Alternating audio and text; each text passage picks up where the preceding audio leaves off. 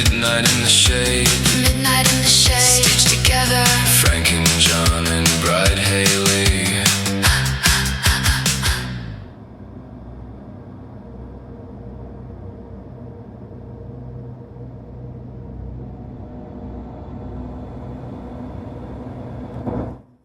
Welcome back to the lab table, horror nerds. Frank and John here, still shaking off the static electricity. But today, the lab is decorated a little differently. We've got cobwebs on the candelabras, but we've also got some fresh wedding rice on the floor because we officially tied the knot. That's right. The Bride of Frankenstein is officially off the market. And we survived the hectic wedding weekend without a single chainsaw mishap. Thank you to everyone in the lab crew who sent in well wishes. Because we've been living in a whirlwind of catering, vows, and escaping family members, we want to keep things simple, fun, and highly dangerous today. We're putting our brand new marriage on trial with 2 relationship-themed segments. And then we are launching the first stage of our massive horror tournament. But before we dissect our own relationship, we have to talk about some amazing new blood entering the scene. Our Fresh Blood Initiative is in full swing, where we spotlight the absolute best in indie horror creators, campaigns, and films. We've got a massive lineup coming your way in the next few weeks. First up, we've been in close contact with the incredibly talented Luna Gray, a brilliant horror critic, senior staff writer for iHorror, and author of the fantastic book No House is Empty. We cannot wait to share what we have brewing with her. All right, so one of the first things that we're going to do, like we said, we're going to put our marriage on trial, so to speak. Dun, dun, dun. I feel like we need the SVU music. Ooh, Law and Order, some like dun, that's a dun. good one. I should have gotten some good sound effects for this one. All right, so we're going to play the Spooky Newlywed Game.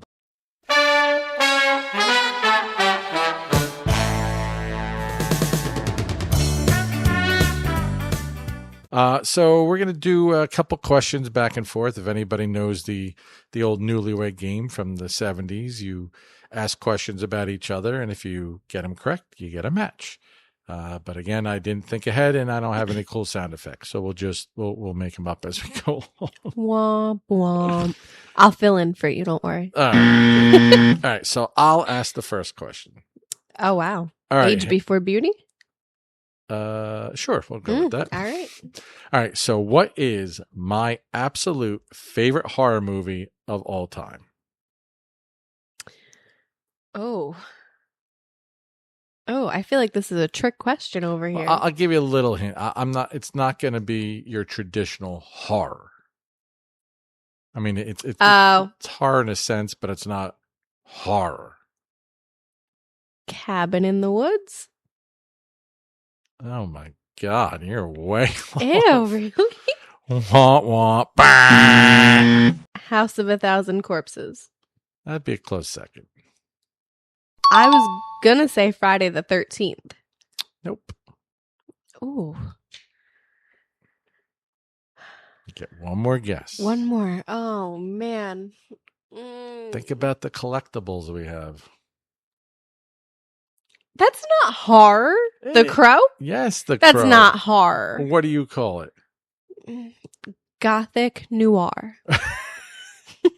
All right, then yes. Corpses, yes. All right. If you're going to discredit Crow as horror, yes. House of a Thousand Corpses. I mean, like I said, it has dark Gothic elements, but there's lots of action in it. Lots of drama.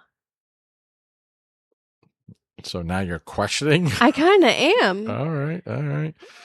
All right, so I have to guess your favorite horror movie of all time. Okay, all right. Let me think. I'm thinking. You have to think this hard? There's so many. I don't know if I necessarily have one singular one. My goodness. Okay. All right. I think I'm good. Well, I'd say Beetlejuice, but that's not horror. No, not really.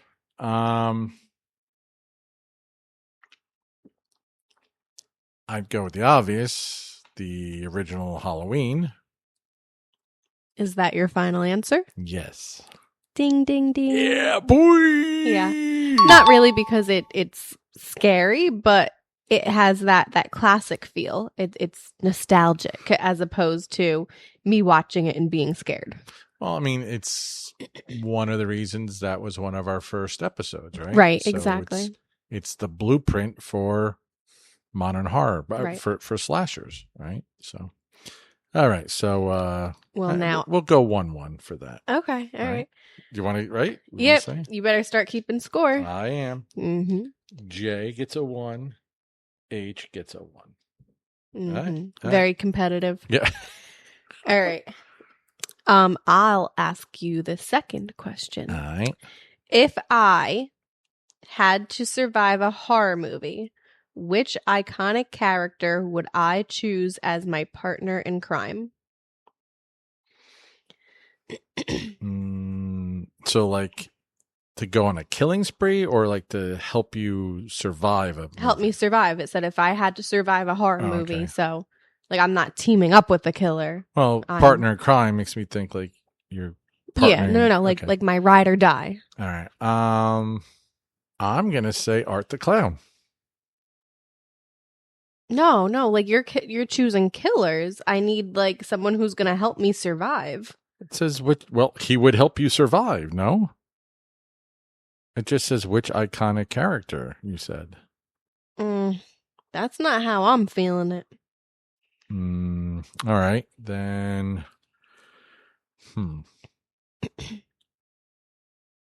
This is going to be. So what, like, human person? Right. Okay. The newer version of Laurie Strode. Correct. Really? Yeah. I deem her as the original final girl, 100%. All right. Now I gotta rethink my answer. All right, use that brain power. Let me know when you have it locked in, and I will try to read your mind. All right, I got it. I doubt you'll get it. Well, you might if you think really hard. We talked about it the other day, but oh no, we talked about it here on the show. No. Oh, okay. We talked about it in show prep. Well, did we? I don't remember. We were talking about it, and I'm like, "Oh, what is his name? What is his name? What is his name?"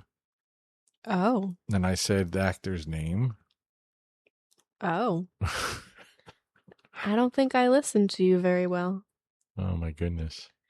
Can I get a hint? Can I phone a friend? The killer wears a mask. Oh, okay. All right. I do know, but I don't know the guy's name. It's the kid from one of the Friday the 13th. What's it? Part 3, 4? Well, he's in a few, but Okay. now I can't remember his name. I mean, it's Corey Feldman, right? But what was his? Oh God, John. Hold on. Please hold. Insert Jeopardy music here. Yeah, I feel like an asshole. Tommy Jarvis. Correct. Yeah. Thank you. That's right. all right. That's what I was trying to remember. Remember when we were talking about the Halloween game coming up, and you can come back as Loomis or the sheriff. Mm-hmm. And I said in the Friday the 13th game, you can come back. It as says Tommy Jarvis. Okay. Yeah. Okay. Makes sense. All right. What is my ultimate guilty pleasure horror movie? The one I know is, I'm not going to say trash. I'm going to say the one I know that you hate, but I will defend to the death. Yours? Yes. Cabin in the Woods. No, why do you keep bringing that up? Because you always rave about it. I do love it, but that's not the one I'm going with.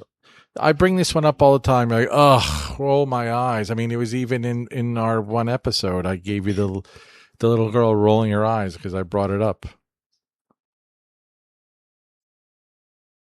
Drawing a blank. Rob Zombie's Halloween. Oh, yep. Every time I bring it up, you're like, oh, here we go. No, Here we go. That's not a good one. Nope. I shouldn't say it's not a good one. I do like the premise behind it of delving a little deeper into Michael's background and making it a little bit more practical. Yes. Because I feel like some of the Halloweens, especially the sequels, veered off a little of making him supernatural and this and that. And then, you can't even consider the third one any part of the franchise. It's just completely out there. So with Rob Zombie's Halloween, I do like that he modernized it and made it feel a little bit more realistic, as if it could happen right here, right now in this time setting. Right, exactly. But I don't I think it's just so much more brutal. I know we talked about it. Yeah, I'll agree with that. He just destroys them, like blood all over the walls. He destroys Annie, like, pff. And when the sheriff comes in, he's like, oh my God, it's just his daughter's all over the place. She's at the foot of the steps. Like I said, you can just get inside that kid's head and be like, oh my God, this kid, his life sucks and this and this and this. The original one, fantastic. Yeah. But you just see him kill his sister and that's it. You don't know why. Yeah. Like, okay, whatever, bro. Bad day at work. So let me see. Your guilty pleasure horror movie. Ugh. Let me think.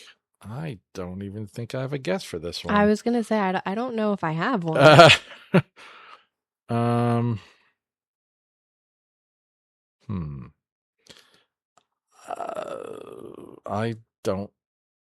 don't have a guess for that one. I mean, I wouldn't say it's trash, but it's a little bit more obscure than your main guys. I'm going to go and say Reanimator. All right. It's a little bit of a B movie, not very well known. You can stop anybody on the street. They're going to know Michael. They're going to know Freddy. They're going to know Jason. They're going to know Pennywise. This one, they don't know Reanimator. Yeah, I know when we watched it a couple of years ago, I'm like, hey, this is an older one. I don't know if you're going to like it. And we watched it. You really enjoyed it. Yeah. They don't know Herbert West. They don't know. I mean, when you think, was it 80s? Yeah, I want to say like 84 maybe? I mean, some of those special effects are pretty good for that day, that day and age, Same with like American Werewolf in London, stuff like that. Like where those that was another one that was good, but the ending, I'm like, that's it. Oh, yeah, you're kidding me. So again, I wouldn't say it's trash, but I was just like, there's got to be more. That's where they were just like at the end of the alley, right? Yeah, and like, you don't know what happens after that. Reanimator was 1985. Okay. So, yeah, that's kind of reminds me of, the finale of The Sopranos. You don't know what happens. Yeah. All right. Next question, darling. My turn to ask you. Me, you. Yeah. If we were trapped in a slasher movie, who would make the stupid mistake that gets us killed first?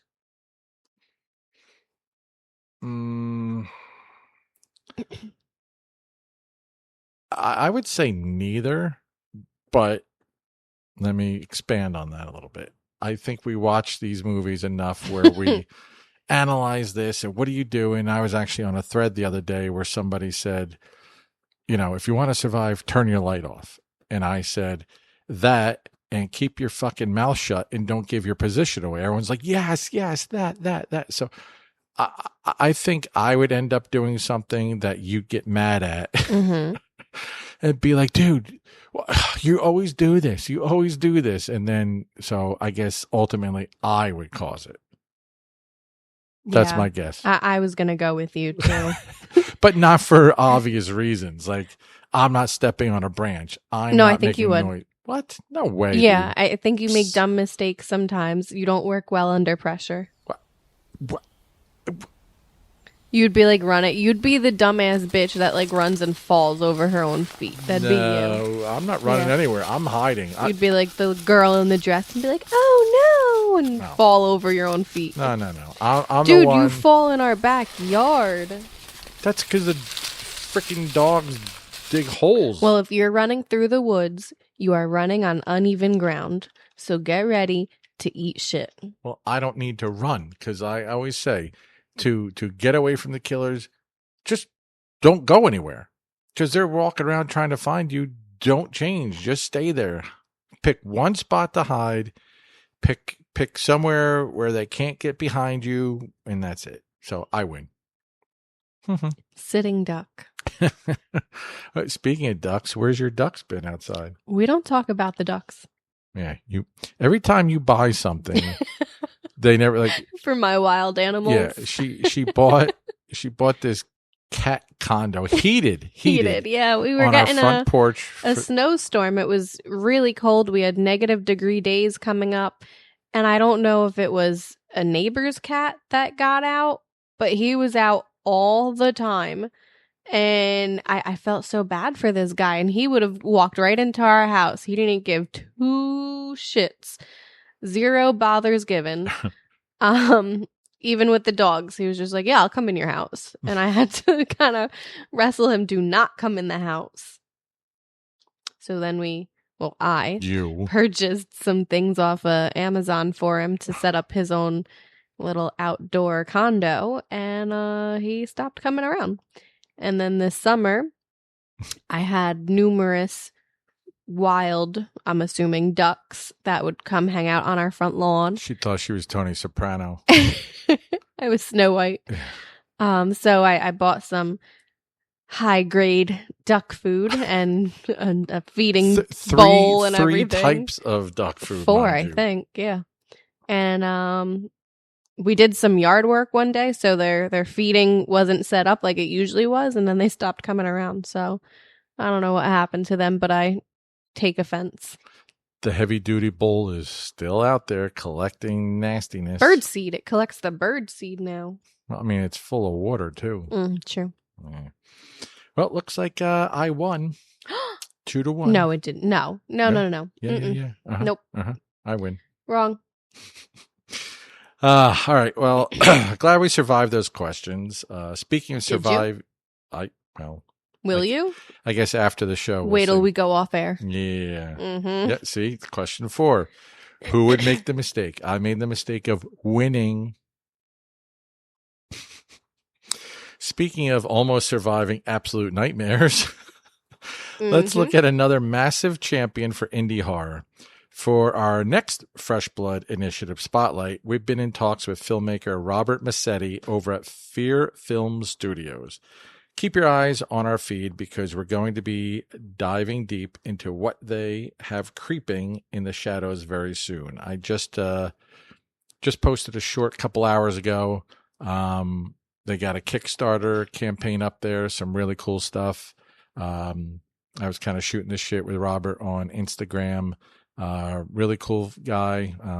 So hopefully we're going to try and get them on the air at some point, do some sort of collaboration. So keep looking for that. Our next segment is the Newlywed Monster Match. We're going to discuss a couple of well-known iconic horror couples and kind of dive into them, see what they've got going on, and we're going to grade them on a scale of 1 to 5 shrunken heads. We're going to evaluate them against 2 categories: spooky chemistry and long-term marriage survivability. I wonder if these couples will rate us at some point. They should. All right. All right. Why don't you start? Okay. First up, we have Gomez and Morticia Addams from the Addams family. What do you think they have going in their relationship? Well, spooky chemistry, they definitely get 5 shrunken heads. They are just yin to yang. They complement each other so well. When Gomez starts with his, it's not Spanish, is it? No. What's French, right? Yeah. Yeah. When he starts, mi amor and all this stuff, all his lovey-dovey talk. It's very sweet, and she just eats it up. I think back to, what was it, 70s or 60s? Yeah. Addams Family. But, more recently when we watch Wednesday, they do it's... Catherine Zeta-Jones is Morticia. Right. And Louis Guzman right. is Gomez. Yes. Yeah, I think they pull it off very well. They do. When they first announced them, I kind of looked at it and I was like, are you kidding me? I wasn't feeling it. But now seeing them in the roles, delivering the lines, again, like you said, their chemistry on screen and everything, I think they pull it off really well. I think Catherine Zeta-Jones, I think she's a fantastic Morticia. Mm-hmm. You don't get to see much of Gomez yet. He's well, there, yeah. but they delved a little bit more into Morticia's story recently Right. as opposed to him. Yeah, you only see him like at the, what do you call it, back to school night, Right. or whatever the hell it's called. As far as long-term marriage survivability, I'll go 4 Shrunken Heads. I don't know why. Just, I'm not going to give them a perfect score. I'm going with a 5 for their long term. I think the way he adores Morticia is absolutely adorable, admirable. I think every female kind of wants to be doted on and spoiled and stuff. So, You know what? I'll go 4.5 only because of the fun sword play that they do. I mean, that's some good they're fencing marriage building skills. Yeah. Okay. All right. I'll go ahead with it. All right. So I'm giving a 9.5. What are you giving? I'm giving him a 10. Wow. So what an easy judge. Why don't you just give him the golden buzzer? Why don't AGT. you go play with your sword? Great. We're going to get demonetized now. We're going to get 8 cents now. All right. Let's move on to our next couple, Chucky and Tiffany from Bride of Chucky. Now, let me cut you off for a minute. Didn't you tell me you don't think you've ever seen The Bride of Chucky? Well, not. Yeah, but I still see them. That's what we're watching tonight. Okay. But I mean, I've seen them in other movies. So Correct. I don't have to see them in Bride of Chucky. True. I mean, this should just reference Chucky. Yeah. Child's Play. But, all right. So you start the analysis. I think Tiffany adores Chucky. I think Chucky is into Tiffany when it's convenient for him. Yeah, he uses her. Definitely. So I feel for her. They obviously do have similar interests. They have similar hobbies. Good for them. But it seems like they have a lot of trust issues. They beat the shit out of each other. They go crazy. For their chemistry, I mean, they're kind of like, you know, your typical roller coaster couple. When they're good, they're good. When they're bad, they're bad. I'm going to go ahead and give them probably like a 3. Ooh, okay. For long-term marriage survivability, I'm going to go 2. Ooh, so they get a 5? Yeah, because they're very hot and cold. You know, they're on, they're off. It depends on the day, the situation, what their stressors are. They can't make it. I'm sorry. Yeah. I'm gonna go in the middle. I'm just gonna go 6, 3 and 3. Just. I mean, think how many times they body jump, right? So who knows where their mind is at that point in time. But again, they're both just trying to mess each other up all the time and trust issues and things like that. So yeah, I don't see it survive. You know what? I'm gonna change my score. I'll go 5-2. I'm gonna go 3 with the chemistry and 2 for the survivability. Okay. So we're gelling on that one. Mm-hmm. All right. On to our third couple. Our namesake, if you will. Yeah. Frankenstein's monster and the bride. What do you think? Kind of like you said. I mean, that's where I got the name from, stitched together, and that's how they came about or whatever. So I mean, the chemistry, it's got to be a 5 because they literally were built for each other. They made her for him, so that's a 5. They were built for each other, but she wasn't jiving with him. That's not what I said. They have chemistry. The survivability might not be good. They have forced chemistry. Yeah. Quite the arranged marriage. Well, all right, I see what you're saying. I still say chemistry because they made her for him, so you think like, hey, right? Kind of like you said, arranged marriage. The survivability, I don't know. They're kind of on and off. Like you said, she screams at him, rejects him over and over. So I'm gonna give that a 2. So total is 7. All right. Spooky chemistry, I'll go ahead with a 3. I feel like the thought was there. Again, like you said, she was made for him, built for him.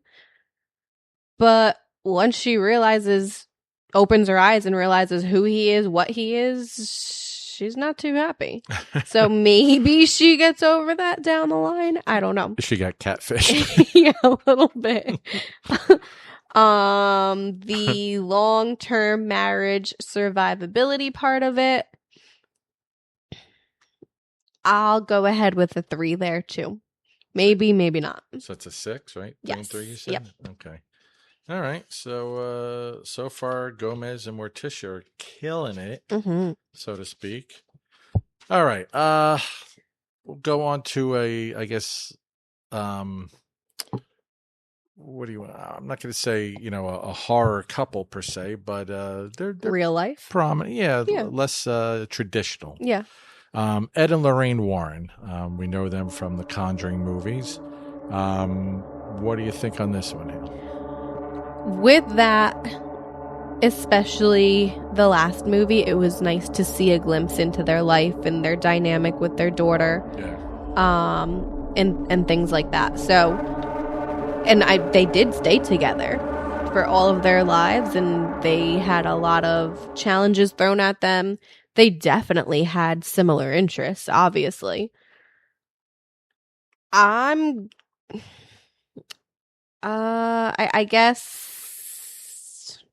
guess chemistry. I mean, it's hard to say because the movie isn't really them loving on each other. It's more so action horror. Right. So, and movies fictionalized as opposed to how things are in real life. So it's kind of hard to say. I guess I'm going to give them maybe a 3.5, a 4 with chemistry. All right. Because you would think you're not going to stay with somebody as long as they stayed together if you don't have chemistry. Especially under all the conditions. Yeah, all the stress and stuff. And same thing with the long-term survivability with their marriage. I'll give them a 4 there too. With like you said, all of the things that it was thrown at and the harsh conditions and having to work all hours of the day and night, entities don't take any days off. I'm going to go 4 for, what do we say? Chemistry. But I'm going to go 5 for survivability. Okay. Because if you have a volatile museum of cursed artifacts and demonic dolls that down the hall, and you're okay with that, you're going to stay, you're in for the long haul. I wonder which one of them was the catalyst for that, so to speak. Like, which one of them said, hey, let's put all these cursed artifacts in, our museum, in our basement. And who said, hey, let's keep a demonic doll under our roof?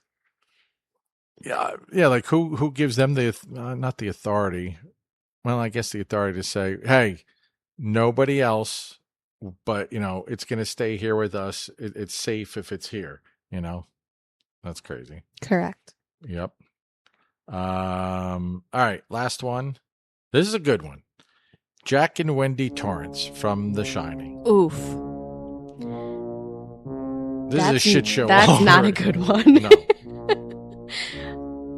Very toxic. Very. I mean, Jack obviously was a drinker. He had issues there.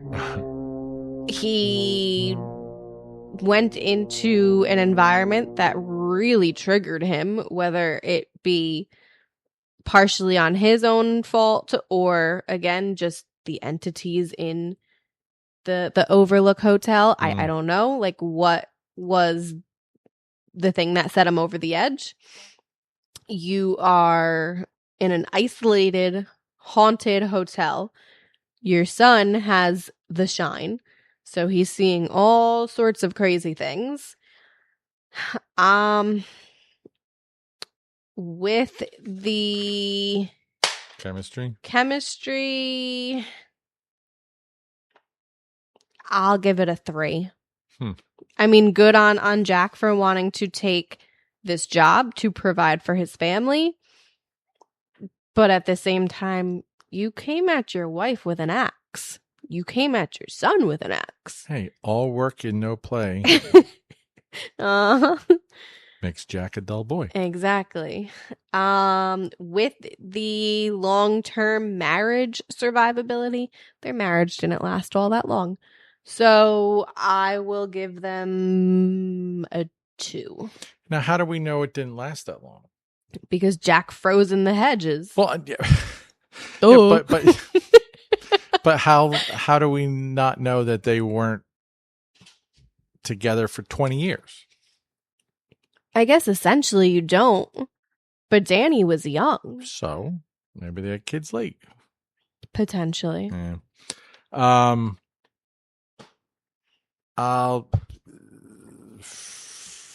I'm gonna go 5 as well. Yeah, I'm gonna go 4 actually. Ooh. Survivability sucks. He was just a dick to her all the time. Yeah. And the chemistry, it just seemed forced. Like they got together. Maybe she got pregnant with Danny and they were forced to get married because he just seemed fake. Yeah. Like, hey, this is my wife and that type of thing. My He wife. didn't seem to give a shit. Yeah. So Imagine inserting Borat in The Shining instead of Jack Torrance. Borat Torrance. I get an axe. He wants an axe. he cannot afford. Great success. Jesus Christ. This is Bilbo Baggins. Bilbo Baggins? Where are they, The Shining? Well, where are they? We got to insert them all. I bet you we could do that. Do what? Just kind of, I sent you those Instagram videos to where the guy, I want to say, uses AI and he kind of... Oh, he's in the movies? Yeah, he switches things up and stuff. He pushes Jack and Rose off the Titanic. Yep, off the right? Titanic, yeah. That is funny. All right. Now, that is what we call some extreme couples therapy. But let's check in with a couple we know you're going to fall in love with. Mark your calendars for Wednesday, July 29th at 8 p.m. Yes. This is going to be a massive Fresh Blood Initiative feature event. We're hosting a live interview with creator Tony Massaro and his incredible crew. Their names escape me, but I believe it's 2 more, so it's going to be 3 of them to talk all things about their indie sensation, The Bunny. It's going to be an absolutely wild behind the scenes scenes deep dive that you won't want to miss. Tony and I talk pretty much every day. He's very hyped for it. He appreciates what we're trying to do. And, I appreciate him coming on and telling his story. From what I understand, he wrote this. Well, I don't want to say too much, but he wrote a treatment, approximately 100 pages. He had backers. They pulled out. He had backers. He pulled out. And now he's doing everything on his own. So, good for him. And that's what we're talking about. Indy, the little guy who's struggling, trying to get their shit out there. And he didn't falter. No. I believe they're doing filming in August in Connecticut. Nice. I think. So, very tenacious. yes. Good word. Love that. That's me. All right. Lab crew, to celebrate our union, we're initiating the ultimate experiment. The stitched together horror movie battle royale. We've hand selected 16 behemoths of the genres and placed them into 4 brutal categories. Over the next month, you're going to vote to crown the single greatest horror film ever made. We are rolling this out slow, category by category. Each week, we will unveil a new set of matchups. You'll vote on our social media platforms, and we'll track the winners right here on the show. Today, we open the gates on category 1. Dun, dun, dun. The slasher category. My favorite category. All right. Surprise, surprise. Our first matchup will pit number 1 seeded Halloween from 1978, John Carpenter's, versus number 4 seed Scream from 1996. This is the ultimate foundational blueprint versus the ultimate meta deconstruction. Does Ghostface's vast knowledge of horror rules save him, or does Michael Myers do what Michael Myers does best?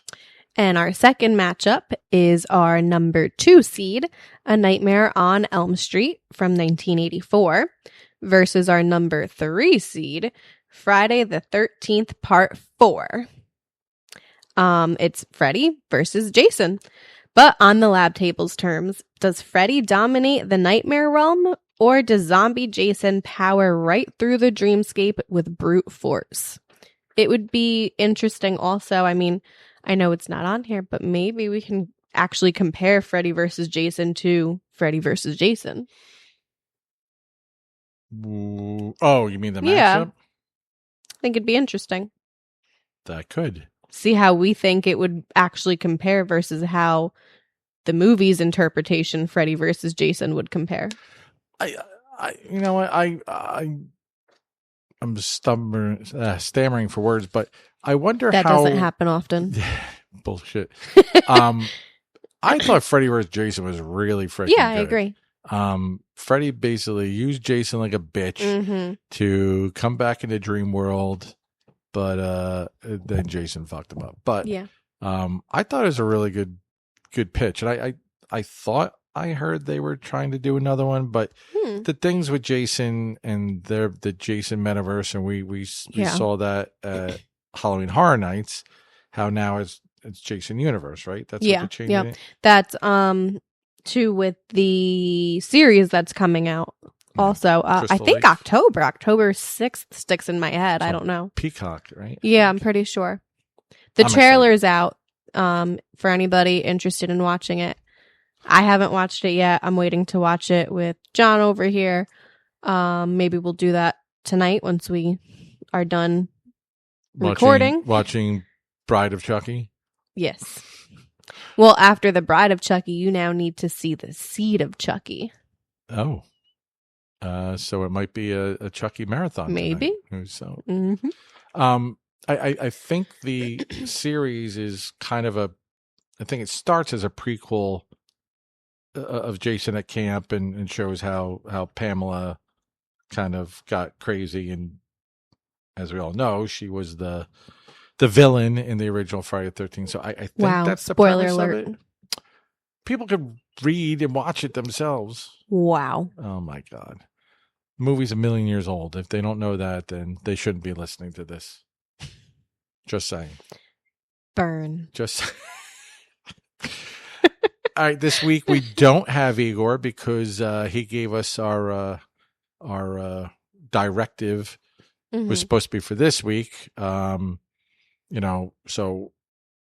we have to rehype our upcoming in-studio interview. Actually, it's out of studio. It's in his studio, in his dojo. We'll be going to... we're going to his lab. Right. We'll be going to Jude Martiz's home, hopefully next week. I'm making it a point. Because of the wedding and stuff, we kind of got sidetracked. Silly us. And we weren't able to make it happen. So hopefully next week we'll be able to sit with Jude, shoot the shit about his... his artwork and things like that. Like John said, we are now going into Jude's domain for a massive feature interview with him to discuss the new book, Necromantic Noir, his art, and we're also going to dissect, by Jude's request, his favorite horror classic, The Evil Dead. I was actually talking to him on the phone the other day. As you guys know, we use some AI just to generate some images and some silly videos of Bride and Frank, just for promotional things. And I know artists don't really like AI because some people, and this is what Jude was talking about, he at his when he goes to Comic Cons and stuff, he's sitting there representing real art, things that he drew, and then here's this guy next to him with a line out the door with AI art. And it's just very frustrating that, it didn't take much. Right. You just type out a few words of what you want to create and it does it for you. I mean, and I get it. That's what I do with our videos and whatever, but I feel like with our videos, it's a little different. We are obviously a small production. We're doing this as a hobby in our free time.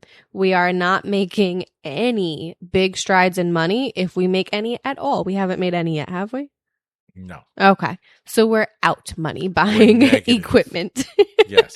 So for us to use AI to generate some images and just kind of fun snippets, videos, John is still behind the scenes putting in hours of work of editing videos, working on the sound, coming up with ideas. So we're definitely not profiting in any way, shape, or form from AI. I feel like it's different at the Comic-Cons, like you were saying with Jude, to come up with AI art and now profit off of it. To me, that's completely, utterly different. Right. Same thing with big corporations. For Disney to use AI, for restaurants to use AI. Any of your big corporations, I think that... What, are they making fake food? Maybe like their menus, their pictures, whatever. To me, that's a big slap in the face. And I agree there. If you are this billion-dollar company, there's no reason why you can't pay an artist on staff to come up with these things for you. For us, it's a little different. We don't have that type of money. So like I said, I think there's a difference depending on what you're using your AI art for. And we're being as transparent as we can. Like I started trying to erase the watermark of the Gemini to show like, oh, it's not, didn't want to, taint it with that. But then I'm like, you know what? Fuck it. Who cares? Like it's obvious. It's obvious that Haley and I are not cartoon characters. I'm not a robot. We're not. And she's not. Her hair isn't up like this. Not tonight, at least. Sometimes when I wake up. And we don't have skeletal horses and things like that. And I had somebody flame me like, "Oh, no AI, no AI," and I'm like, dude, I've seen videos where hey. Somebody saved a giraffe where their head was stuck in a bucket and they brought him home to play with their baby rhino. And like, dude, I'm not making something totally off the wall to get, 1 billion likes type thing. It's just, it's all in fun. Even though Kennedy gets mad, our daughter, she says that we should incorporate her artistic skills to do our artwork. I wouldn't be opposed to it if she came up with things. Sure. To stay updated on the live stream links and to make sure you have your say in our slasher category matchups, you got to follow us on our socials. Head over to Instagram, TikTok, Threads, and YouTube right now. The polls are officially open for the next 48 hours. It'll probably be longer. But, All right. yeah. Go cast your votes for Halloween versus Scream and A Nightmare on Elm Street versus Jason. Leave a comment telling us why you made your choice, and we might just read your unhinged rants on next week's episode. I love Unhinged, like your unhinged cousin. Yep. The unhinged cousin prank. All right, that is all for today's Wedding Theme Madness, horror nerds. Thanks for celebrating with us. We love you guys, and as always, stay stitched together.